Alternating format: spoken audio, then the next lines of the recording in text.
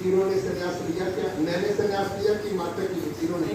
नहीं होता। इसलिए मैंने कहा राजा जनक महल में है, पर वो महल में रह करके भी यदि अनित्य का चिंतन नहीं करता, अनित्य में आसक्ति नहीं करता, तो वो वैराग्य से युक्त राजा है। और कोई झोपड़ी में रह करके भी उसका 100 बार चिंतन करता है तो वो वैराग्य विहीन है। जहाँ वस्तु के त्याग का नाम वैराग्य नहीं। किसका नाम वैराग्य है? आसक्ति। पॉइंट नंबर 1 सारा प्रवचन आ गया, ठीक है। और यही वैराग्य है, वस्तु का त्याग वैराग्य नहीं। कई बारी मैं दिखा जो दीवान चंद जी में स्त्री का फोन, तो आप क्या सोचते हो वो वैराग्य वैराग्य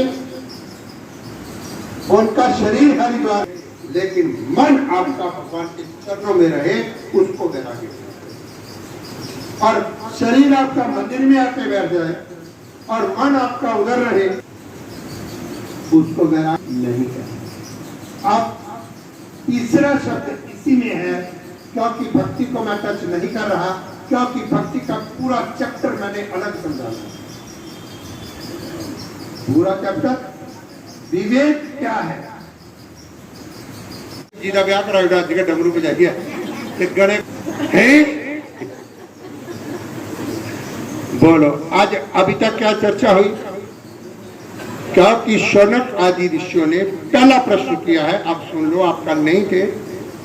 ज्ञान वैराग्य सहित भक्ति से प्राप्त विवेक की हमारे अंदर वृद्धि कैसे होगी? हे गुरुदेव हमें समझाइए।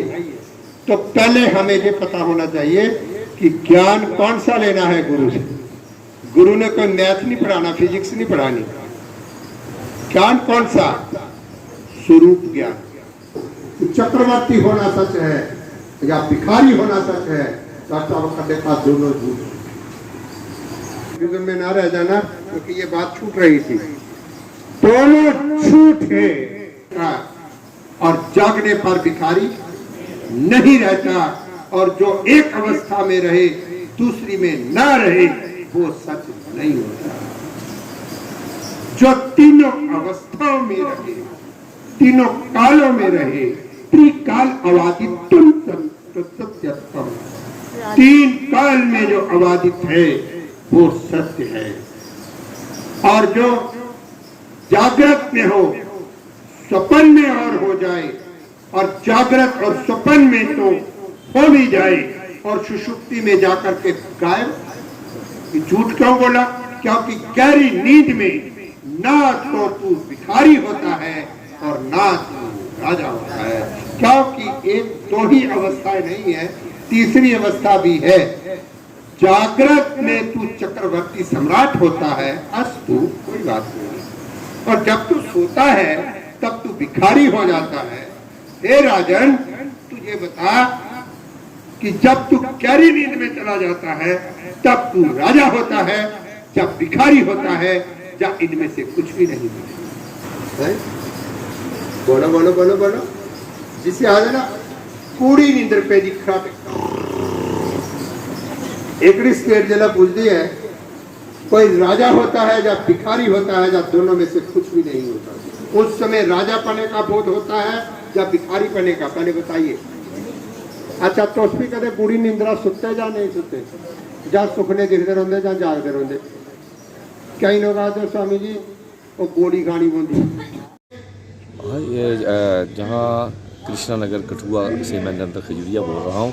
श्री महाकालेश्वर शिव दुर्गा मंदिर कृष्णा नगर कठुआ के अंदर ऐसे तो पूरे बरस आप देखते हो कि जहाँ पे धार्मिक अनुष्ठान होते रहते हैं, धार्मिक सम्मेलन होते रहते हैं, जहाँ पे भगवत गीता का आयोजन कई बार हमने किया है। और महाशिव पुराण ज्ञान यज्ञ जो है वो अब 22 जुलाई से लेकर 31 जुलाई तक यहाँ पे आयोजन उसका किया गया। मेरी माता बहनों की मंशा थी, ये मेरे बुजुर्गों ने भी कई बार हमें कहा कि ये सावन महीने के अंदर कोई ऐसे महान संत जहाँ पे बुलाए जाएं कि जो हमें जो ज्ञान यज्ञ दें, हमें शिव पुराण का ज्ञान दें और गीता का ज्ञान दें, रामायण का ज्ञान दें, ऐसे ऐसे ज्ञान दें जिससे हमारा समाज जो है वो आगे बढ़े, हमारे बच्चे जो है वो उनको भी अच्छे संस्कार मिलें, सनातन धर्म के अनुयायी जितने भी हैं वो जहाँ जहाँ भी बैठे हैं, जहाँ कुछ भी है तो वो इसका अनुसरण करें। तो हम देखते हैं कि जहाँ कठुआ के अंदर बहुत से मंदिर हैं, सभी मंदिरों के अंदर मेरे भोले बाबा के बहुत से भक्त हैं